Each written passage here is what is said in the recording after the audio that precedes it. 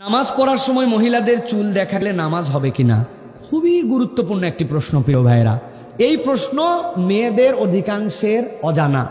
মেয়েদের নামাজের সতর ছেলেদের নামাজের সতর থেকে আলাদা। ছেলেদের নামাজের সতর নাভির উপর থেকে হাঁটুর নিচ পর্যন্ত, মেয়েদের নামাজের মধ্যে সতর এই চুলের গোড়া থেকে থুতনির উপর, এই কানের ভিতর থেকে এইটুকু, দুই হাতের কবজি, দুই পায়ের গোড়ালির নিচের অংশ, এর বাহিরে পুরা শরীর নামাজের মধ্যে ঢাকা থাকবে। কোন একজন মহিলা শাড়ি পরে নামাজে দাঁড়িয়েছেন, রুকুতে গেছে, যাওয়ার পরে হাতটা এইটুকু ফাঁকা হয়েছে, কতটুকু? 4 আঙ্গুল। সুবহানা রব্বিল আযীম, সুবহানা রব্বিল আযীম, সুবহানা রব্বিল আযীম 3 বার পড়াও শেষ, উনার নামাজ ভাঙ্গাও শেষ। সেখানে চুল যদি বেরিয়ে থাকে আপনার নামাজ ভেঙে যাবে, কেননা এটা আপনার শরীরের সাথে সম্পর্কিত অঙ্গ। চুল যদিও মনে করতেছে অঙ্গ নয়, কিন্তু অঙ্গ কিভাবে?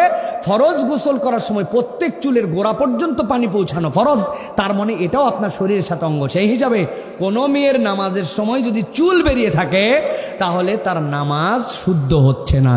এই জন্য মা বোনেরা, নামাজ শাড়ি পরে হবে না। আপনি চাইলেও আপনি আবৃত করে রাখতে পারেন না।